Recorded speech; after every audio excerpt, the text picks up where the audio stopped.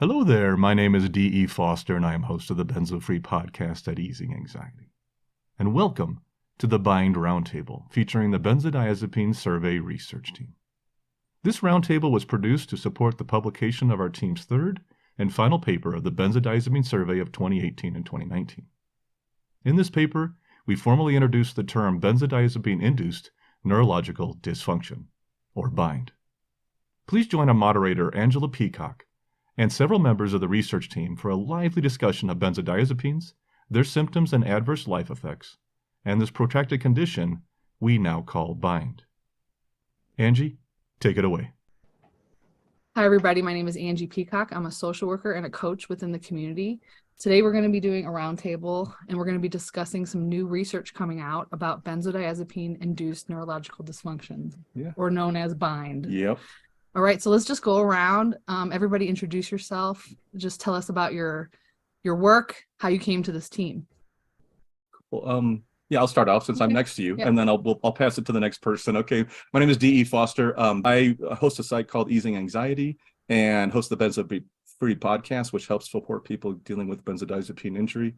And I'm also a co-chair of the Benzodiazepine Action Work Group, along with Dr. Alexis Ridfo, and on different research teams like this one and committees and stuff, and just keep myself busy. So that's me. I'll pass it off on to Alexis. Since I just mentioned you, I'm going to pass it to you. Sure.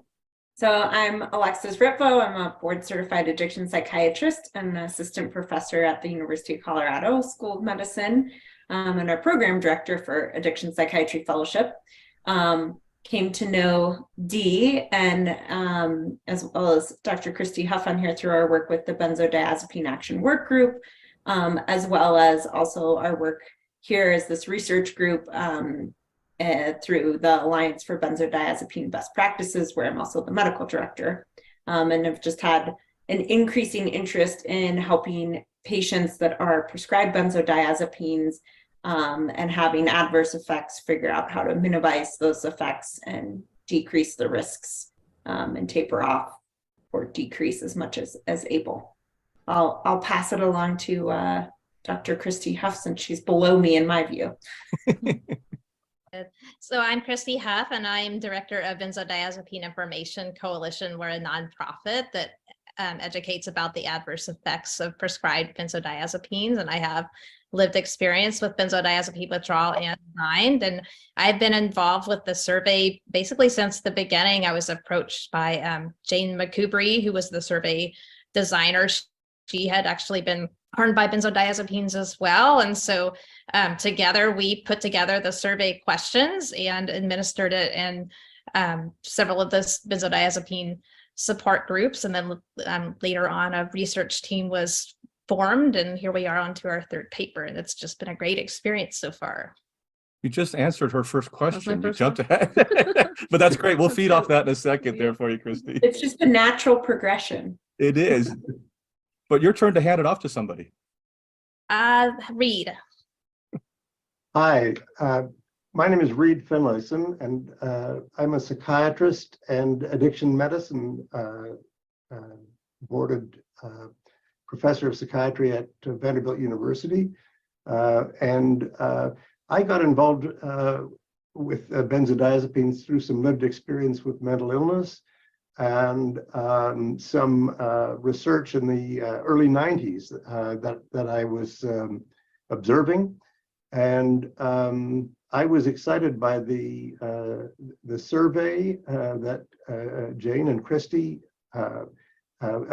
so ably put together, and was delighted to be able to help out analyzing it and interpreting it. And I'm going to call on my mentor and research expert to introduce himself, Dr. Peter Martin.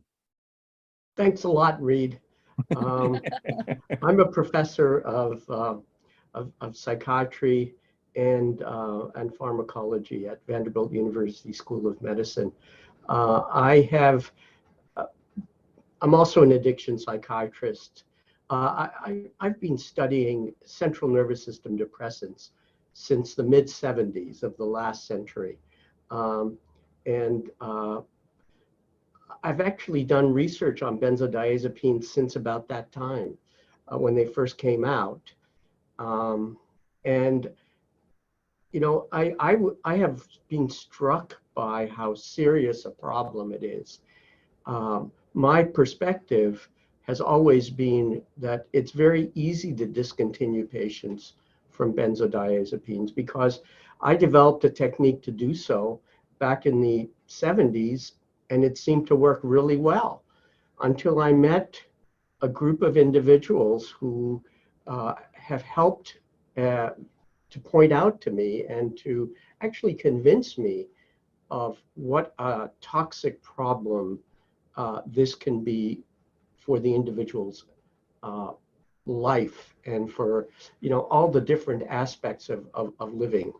So I am very pleased to be part of this group. Reed got me involved, Reed Finlayson, and I've just loved working with this team. You guys all have impressive histories, and you bring such talent to this team. So let's talk about the papers, the research that's come out. Maybe start with the survey. Like what was in the survey? What were you looking for? And take us through papers 1, 2, and now 3. Christy, you want to start off with maybe how we got started?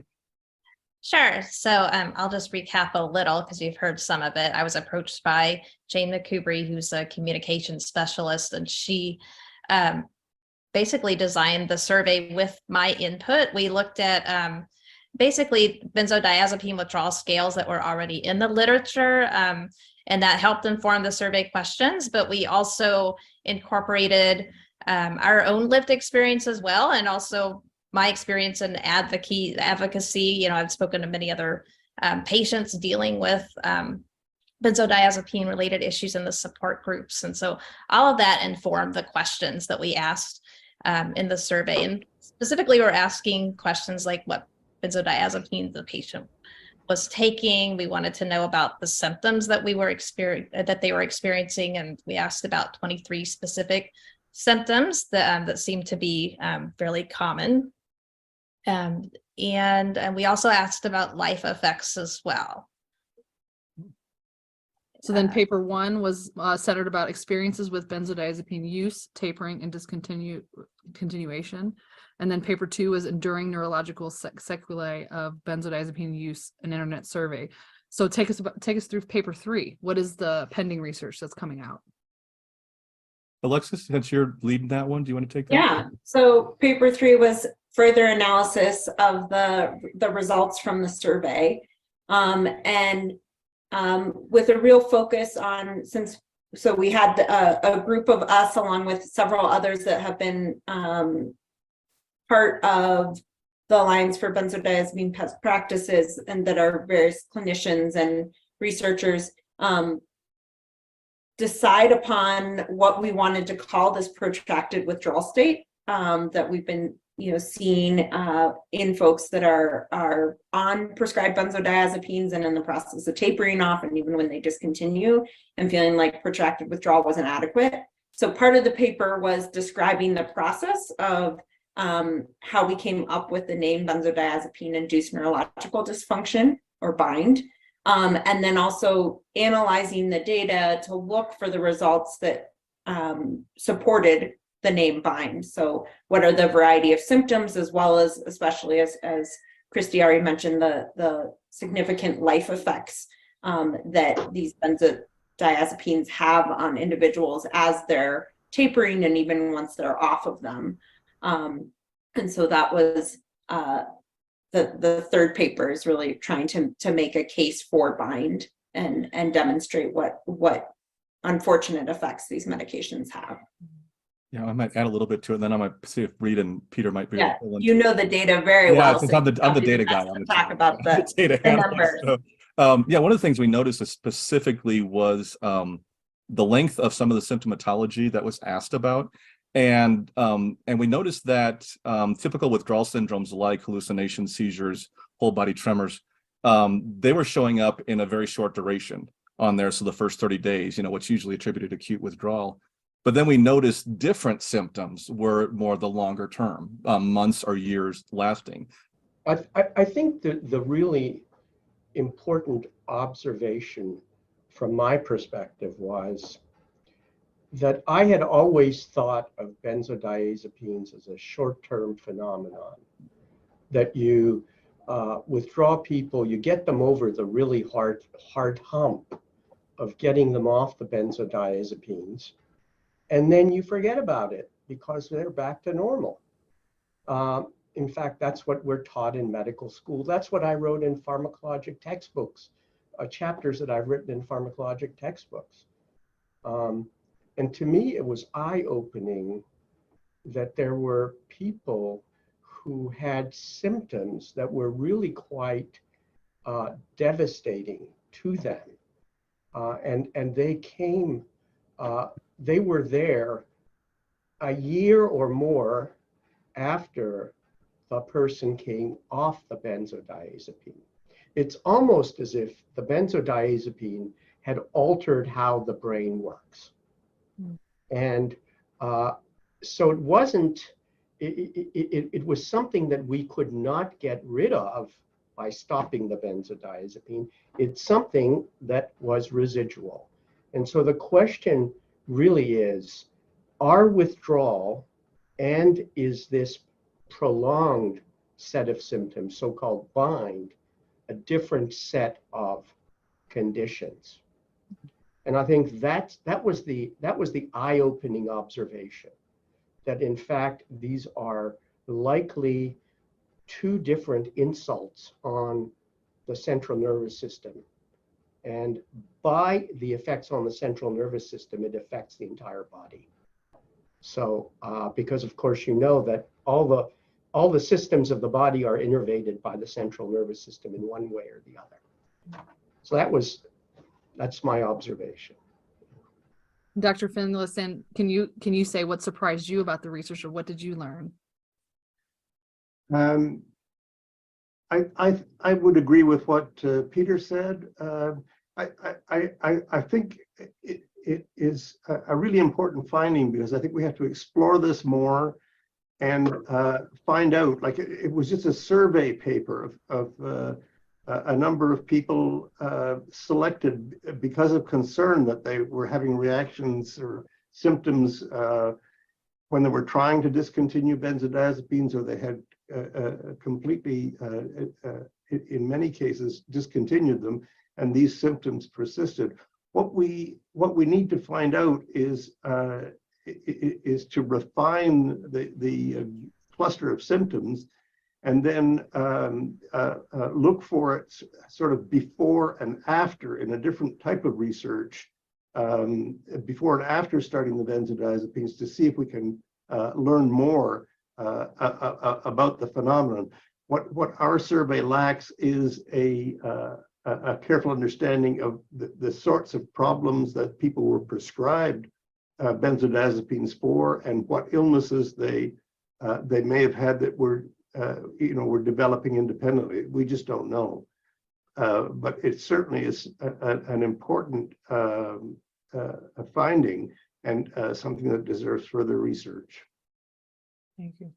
So can someone answer, how did you finally settle on the term BIND, benzodiazepine-induced neurological dysfunction? How did that come about? That would be a Bernie question. Just so you know, Bernie Silvernail, another member of our team, but not available to join us at the last minute. He had to fly somewhere. But I don't know if somebody else wants to take that one for now. I mean, I can try to describe now I'm trying to look for the exact process we underwent. Anyone remember the exact? It was a Delphic is the word you're looking for. Yes. Delphic? A Delphic process. Approach. So we went through multiple rounds with this group of experts, 27, if I recall correctly. Pretty close. Where we put forth all the terms that folks wanted to consider, from benzodiazepine protracted withdrawal, benzodiazepine post-acute withdrawal, various, I think we talked about benzodiazepine-induced psychological dysfunction, neurological dysfunction, and we just kept going through process of voting on all of them, and then we narrowed down the list a little more based on which ones got votes and which ones didn't at all. through multiple rounds until we got to the final potential names, and people kind of put forth their argument of why we thought one name versus another would be a better choice. And I think what I recall, and others can contribute what they remember, is that we thought bind was helpful because by focusing on neurological dysfunction, it would encompass both the psychological effects and the physiological effects that individuals harmed by benzodiazepines experience, and that if we only called it psychological or psychiatric, that would kind of pigeonhole it too much and kind of risk what we think a lot of patients already experience, which is being told this is, all in your head, or only as, part of maybe the original mental health reason this might have been prescribed for many people, if it was sleep or anxiety even, and that didn't represent what we're seeing, which is this really broad effects of this medication throughout the nervous system and the brain. So that was how we got to bind. Plus it makes a nice acronym, which is always good to have, and easier to refer to. I don't know if others have other recollections or inputs about the term. Well, I would just add the appropriateness of bind, because I was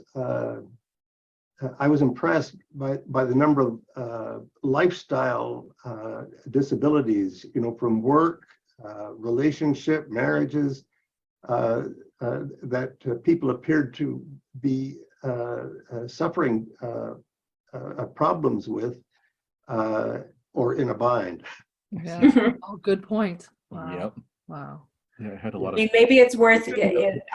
I'll go ahead and read the definition as well. Great, I think that so it describes a constellation of functionally limiting neurologic symptoms, both physical and psychological, that are the consequence of neuroadaptation and or neurotoxicity resulting from benzodiazepine exposure. I'm wondering, this is one, as a member of the team, one of the things I was confused on, and I wondered if maybe one of the doctors, which is everybody but me, can elaborate on, is neurotoxicity and or neuroadaptation some of the language we used in the paper. But can you define the difference there and why those terms? I know, Peter, you kind of presented some of those terms there, but for people like myself who aren't medically trained, how do those differentiate, and why are those terms used in the paper? Okay, I think that it's really important, and is the crux of what we're talking about, is to understand these two concepts, and I thank you for bringing it up. Neuroadaptation is actually a physiological response to chronic exposure to a drug, acute and then chronic exposure to a drug. Things happen within the neurons that try to equilibrate a system. So there are changes within the neuron that are in opposite direction to the effects of the agent, the drug. It's basically equilibrium. The body wants to maintain homeostasis, which means a level, unchanged system. So if a drug like the benzodiazepines activates benzodiazepine or GABA receptors, one of the GABA receptors are inhibitory neurotransmitters. So if it activates GABA receptors, what the body tries to do is increase excitatory receptors and diminish the effect of GABA. So the GABA receptor changes its form so it becomes less effective, because basically the brain wants to be level. Right. Okay? That's neuroadaptation. Neurotoxicity is pretty much like going up to your car and slashing the tires. Okay? The car's not going to go really well because the tires don't work anymore. There is damage to the neuron. And that's not a physiological insult. That's a pathological, toxic insult. And so what we're saying is that the acute withdrawal that the person experiences, the one that happens right after they stop using the drug, is really that physiological normalization of the brain. So it's a reversal of the pharmacologic effects of the drug. Whereas toxicity is something that stays there even when the drug is discontinued. So is that clear? Crystal clear. Yes. Okay. Thank you for explaining that. And I think I want to go to the adverse life events. So that's on the paper 3. These changes impact your life. It's not a little thing. So can you talk about what did you find and what is going to be in paper 3? I actually have it in front of me, but if somebody wants to start off, I have it in front of me. I'm happy to say, yeah. I mean, Alexis, yeah. The list is unfortunately very long, and includes things that we've all seen from. So I'm trying to see which ones would be most relevant. So we look both at specific life consequences that folks attributed to the benzodiazepine use due to the symptoms they experience from the benzodiazepine and tapering or discontinuation.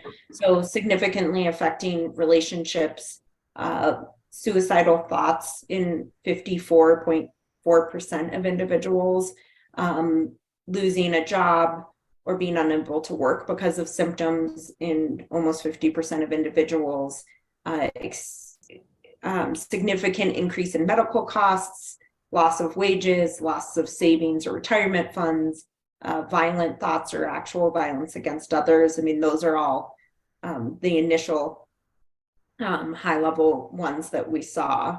So really, I mean, I think what's remarkable is that it affects all areas of life, right? It negatively impacts all areas of folks' lives, and not just limited scope, feeling unwell for a brief period of time. To me, I'm just really proud of this team, because I think this is the start of an evidence base for something to be recognized. Because right now the patients, if the doctor doesn't know what it is and they can't recognize it, they can't have disability payments or treatment for it or support. And a lot of this is, loss of income, loss of security, moving in with family. We all have seen it. So I'm really proud of that. So for you all, so what's next for this team after this paper comes out? What's next? Working on that now. So Yeah, almost there. Who wants to pick it up? I think Reed pointed out the major issue, and when he said that there are some real problems with our paper. One is that it's a group of people who, by definition, they were on a website that dealt with problems associated with benzodiazepines. They were a selected population, self-selected population. So I think the really big test will be, can we identify these problems in a large sample which are not self-selected? Can they be identified in a population of patients? And if we do that study, we will know how common it is, because that's really vital. That's the question that I think everyone is asking themselves. If I take benzodiazepines, how likely is it that I'm going to have bind? And I must assure you that we have no idea. We have no absolute idea. So you're going to have to do a survey type of a population that is not self-selecting for having problems associated with benzodiazepines. That's really the next step and the vital step, in my opinion. Which I think might be kind of hard, just because of I mean, I don't know how much you guys know about me, but I see over 100 patients affected by this and other meds within my group. And I would say it's very rare to have a person just on a benzo. Very often it's a mixture. So that leads me to the next question, kind of, do we know anything about the long-term effects of other drugs similar to benzos? Like psychotropics and antidepressants and Yeah, stuff antidepressants, antipsychotics, anything. I mean, this is the start of the benzo research. Well, since we have a few addiction psychiatrists here, they might be able to help with that a little bit. So. I mean, there's increasing research on it. Not as much as one would hope, given how much we use these medications. And Dr. Finlayson and Dr. Martin might be able to speak even more to this. I mean, I know, we've seen increasing studies come out about how we should be more cautious with tapering antidepressants, with tapering antipsychotics, with distinguishing what's a return of symptoms versus discontinuation or withdrawal symptoms, that we need to be doing informed consent with patients, that these are risks that come with all of these medications that we prescribe. I know I can say I still see many patients that do get, great benefit from some of these medications, but that doesn't mean they're without risks or long-term effects. And we don't have good research that's really said what are the potential long-term effects with some of these medications. Some of them we know, like antipsychotics, we'll probably do a better job about educating some folks about their risks. So yeah, it's complicated because you're right. If a patient's on one of these meds, they're more likely to be on another.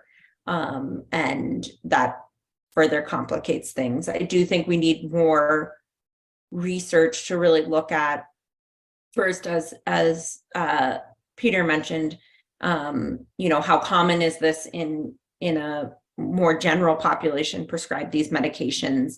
And then I think, as the group knows, I love to refer to, let's take, look at what's been done with long COVID and being done.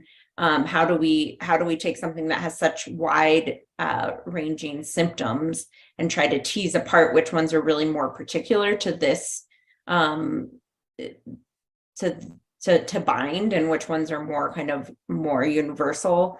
And also then that, I think, in turn will eventually help us try to understand more the mechanism that's at play. Why is it that certain individuals are so exquisitely sensitive to this, and that you do treat some other individuals that seem to have very minimal, dysfunction or disruption coming off these medications, and it's just not well understood. And I think I see a real parallel to what we see with long COVID, with some people just being completely debilitated by it, and other folks maybe it's short term or intermediate, and other folks, almost not affected at all. And that sometimes the first time you have no effect and you could get COVID again and then have long COVID. So I think that there's, something similar as far as happening in the nervous system, maybe the immune system, who knows. All right, so that leads us to our last question. Are there any new research projects coming out of this? Any new research projects on the horizon about benzos specifically? Well, for this team, we're looking into them, so we can kind of go around the room here and talk. I know Peter and Rita both kind of headed off. Dr. Finlayson and Dr. Martin are working on that area. Dr. Ridfo is leading up some other ones. And I know Christy and I have been working on some other stuff. So each one of these, I think we kind of broke off and started to investigate different areas. I don't know if Christy, you want to start off with talking about some of the things we're looking into? Dee and I had looked into doing a project looking at kind of a narrative study of Benzo Buddies, the website, where a lot of people post about their experiences with benzodiazepine withdrawal, and so we're going to analyze some of the narratives and kind of look at some of the symptomatology and life effects, sort of similar to our survey, but maybe in a larger population. And then there's some other studies that we're looking at as well, and I'll let Alexis and Reed and Peter get into those. Yeah, so we're, I guess, a precursor to, I think, what Reed and Peter are hoping to do, and the group kind of tags along in that we all support and encourage each other's research and end up involved. So we're engaging in us trying to do systematic, it will likely become more of a scoping literature review for the symptoms of bind and more protracted withdrawal and long-term adverse effects of benzodiazepines. The literature is pretty sparse, unfortunately, but that just speaks to the great need for more research. But trying to do it in as systematic a way as we can to really say what is the quality of the literature that does exist on bind related symptoms, and where is the need for more research to try to further distinguish what is bind, how many people does it affect, what are the symptoms, and then I'll let Reed and or Peter discuss about what the next steps with that piece are. Well, I think my concern is about the overuse of benzodiazepines, and I still question their effectiveness in treating anxiety. They're basically anesthetic drugs. You know, there are injectable forms of benzodiazepines like Versed that are used for surgical procedures, and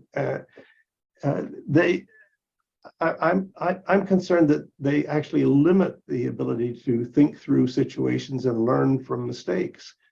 And the other aspect of it is I've experienced a lot of people having increased symptoms of depression when they're taking benzodiazepines, and suicidal thinking, particularly there's a lot of research in the VA, Veterans Affairs community, that the benzodiazepines actually make things worse for PTSD and cause, or at least are associated with veterans starting to think about suicide when they're on these drugs. And it feeds into the opioid situation as well, in my experience, because so many people with overdose deaths have the benzodiazepine drugs in their system. So, I mean, it's a huge public health problem. Peter, what do you want to add?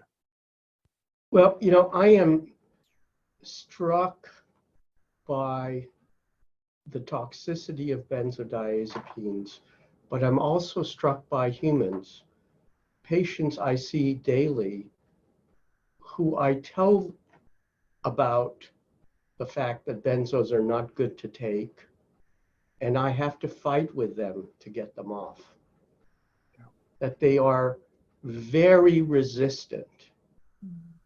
And I think part of that resistance may be that it's very painful to come off benzodiazepines. It's very painful. So I think we're in a paradox here, because on one hand, we'd like not to damage the brain with benzodiazepines. And on the other hand, benzodiazepines make people feel so good initially. They feel as if their problems are alleviated by the benzodiazepines. And that's a paradox. So here I am in the position of telling patients, maybe you should get off the benzodiazepines, and they're asking not to get off the benzodiazepines. So a large part of the process is establishing a relationship with the patient whereby the patient trusts you and the patient believes that what you want to do with them is for their benefit, rather than taking something away from them that is so valuable to them. And that is really, really hard for both the patient and for the physician or the provider. So I think that our work is the beginning of educating both patients and physicians about the fact that there is a real problem here. There's a paradoxical problem that the medicine works too well in the beginning, and it does too much harm throughout its use. And as you start to taper, especially if you taper too quickly, right, or discontinue, people feel so bad that they can't imagine. They can't imagine a life without benzodiazepines. Well, yeah, and I would say from personal experience and the people I work with, you know, when you have increased suicidal thoughts and you feel more depressed and you feel more anxious, of course you want to take the benzo because you feel like it's helping. So it's even confusing for a patient to think, what do you mean the medicine? This is helping me. Yeah. You know, I need it. I can't imagine not having it and feeling worse. Let me just assure you that if you have a compassionate doctor, it's confusing for them too. Yes, yes. If you have, and that's why it's really important. And I think Alexis and Christy and Dee, who are engaged in education, are fighting a really large part of this battle. Because let me just tell you that our working together as a group has taught me something. I mean, I believe I was a world expert in this area, and I never realized how toxic this would be. I stopped at the withdrawal syndrome. I didn't go on. And I think the other point that we didn't mention, which is really, really important, and in this paper, we tried to demonstrate that the components of bind were distinctly different. The components of bind that the individual experienced were distinctly different than the symptoms for which the benzos were first prescribed, which is consistent with something emerging de novo as a result of the benzodiazepines, with the limitations of our study, that this is a selected population. And I think ultimately what we want to do, what Reed and I are working on, is trying to develop a protocol whereby we can identify all the people in our hospital system who are on benzodiazepines and try to study what the consequences of that are for them. That is, not go in and study people who are complaining, but to study everybody who's on benzodiazepines and see how common these bind symptoms are. Yeah, and we hope to do that with a large data analysis and data mining in a university medical system in cooperation with the University of Colorado, where Alexis works. Yep. Nice. So this is one of my own questions. This is all like patient-led survey data, outcomes, adverse life events, these things. Is there any effort to find out what is happening in the body? Like, what is bind exactly? There is some research, but there's a real paucity of research. But there is some research emerging, which we quote in the paper, in the discussion section of the paper, suggesting that some aspects of the cell are actually damaged by chronic benzodiazepine use. Some aspects of the neuronal cells. Got it. So the cells become injured, not working quite right because of exposure to benzodiazepines. That it's important too that we narrow down the symptoms of bind, so we know exactly what we're looking for. That's a good point. Good point. Exactly. Yeah. Like points you in the direction of where to look. Right. When you find out what exactly, how does it show up, and then where do we look? Yeah. This is good. So earlier I was talking about, it's kind of rare to see a patient only on a benzo. Sometimes if they're on a benzo, they're also on antidepressants or antipsychotics or something else. Is there any effort to differentiate between the benzo long-term effects and the antidepressant long-term effects? I think both concepts are so new and so poorly understood that we need to learn a lot more about the situation before we know what to do, basically. I wanted to add that back in the 90s, I had the privilege of observing a very careful study of the treatment of anxiety in the form of panic attacks and agoraphobia that was very well done and occurred in populations near Toronto, Ontario in Canada, and in at the Maudsley Hospital in London. The late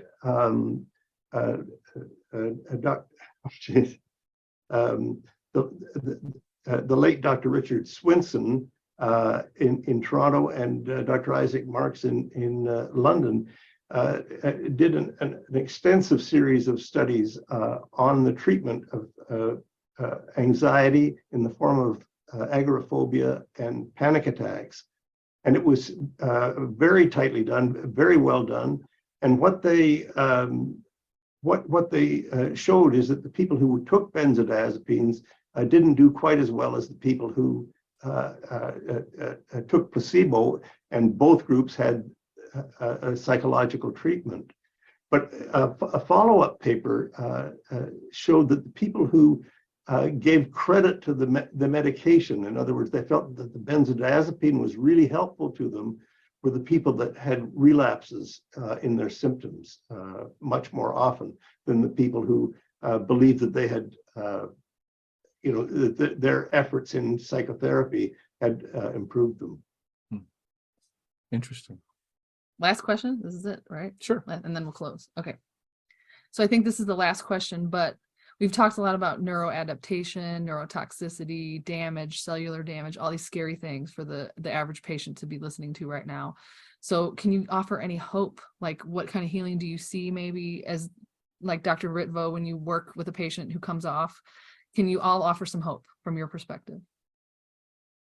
I'll kick it off since okay, I'll go around this way because I've been so busy listening to all the experts on here. They're amazing. Yeah. But I know from my standpoint, from working with the people, doing the different work with the podcast and everything else, is just see a lot of healing going on. I mean, you can't work with this group of people long enough to not see the progress people made. I know I've made progress. You've made progress. Our lives have gotten significantly better. We do heal. None of us can speak, I think, to absolute knowledge about permanence or not, but I know I see people healing every day and getting better. So maybe go around the board and see what everybody else take is on. That would be great too. So, Christy, you want to dig into?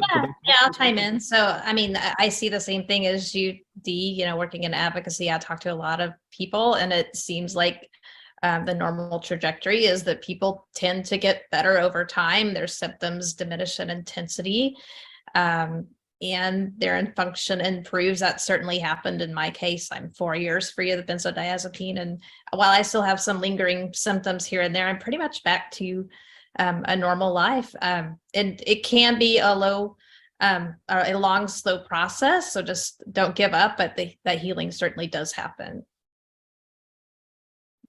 I think in the area that we work, that probably the most effective ingredient of healing is connection with other people.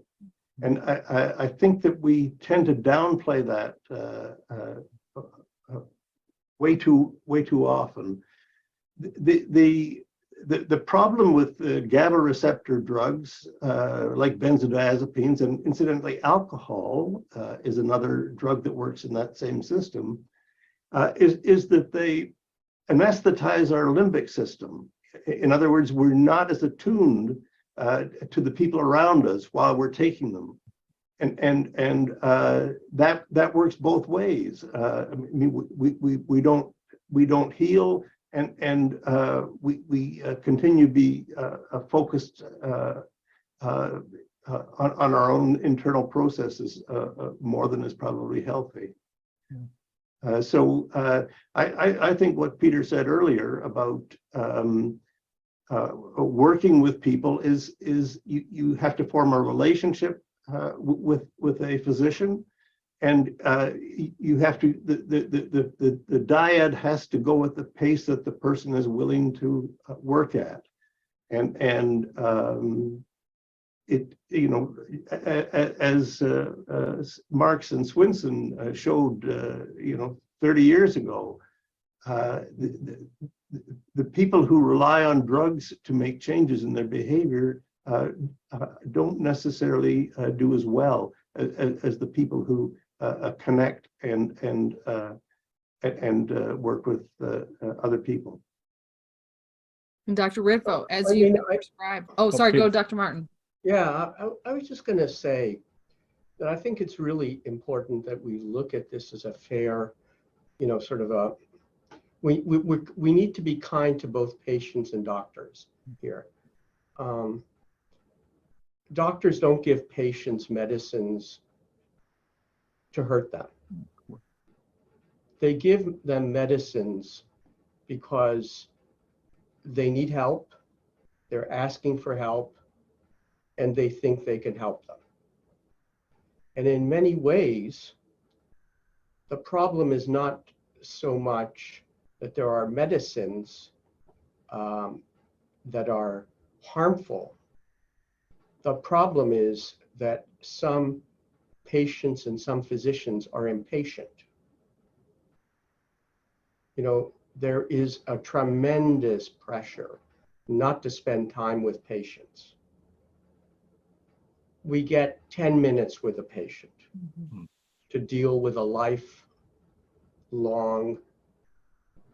set of problems that they're struggling with. We're expected, physicians are expected to hold a magic wand and fix people, which is impossible. Society has no idea really at what point we should identify something as normal or healthy and unhealthy. We struggle with diagnoses. I don't think anyone would argue, for example, that a person with schizophrenia, whose life is total chaos, who's hallucinating all the time, should not be on an antipsychotic medication, which allows them to have a relatively normal life. There are people with bipolar illness who can live normal lives if properly treated. I think we tend to look at problems of living and pathologize them and want immediate solutions. We are an impatient society, and that is the source of why we use benzodiazepines. Benzodiazepines work really, really well, but they don't work well if that's what you take forever or for a longer period of time. There are no solutions to many problems without exploring what it is your goals in life are, what it is your expectations are, what is it your fears are. We call that psychotherapy. And there are different kinds of psychotherapy. There are psychotherapies that look into trying to understand what your motivations and what your fears are. There are psychotherapies that basically teach you techniques to relax, to focus, put your focus elsewhere. Now, these things take time and they are expensive. And our healthcare system is very eager to pay for a benzodiazepine prescription, but not to allow a doctor to spend an hour with a patient who needs that hour. So I think this is the canary in the coal mine. Benzodiazepines are the canary in the coal mine. And I am very glad that we're doing this research, but I think this is just the tip of the iceberg. Yes, I agree with you. Of what's wrong with our society. And that may be more than you guys want for this interview. But I think most of you agree with me to one degree or another, Yeah. right? 100%. Absolutely, yeah. Yeah. I will say, I guess on that note, that in working with patients, I mean, I now use de-identified, but small examples from patients that, I'll say, it's a marathon, not a sprint, and you don't have to agree that we don't know if and when you'll come completely off. You might be able to, but any reduction we can make will likely contribute to improvements over time.